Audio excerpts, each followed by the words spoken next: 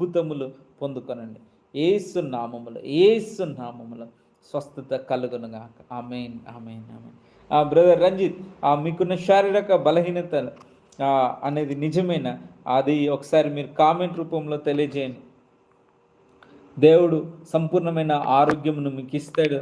దేవుడు స్వస్థపరుస్తాడు. ఇంకా ఎవరైతే ప్రేయర్ రిక్వెస్ట్ ఉందో ఇదిగో వారందరూ కూడా తెలియచేయండి. ఇదిగో దురాత్మ శక్తుల నుండి విడుదలని కలుగుతుంది సంపూర్ణంగా. దేవుడు నిన్ను సంపూర్ణంగా విడిపిస్తాడు.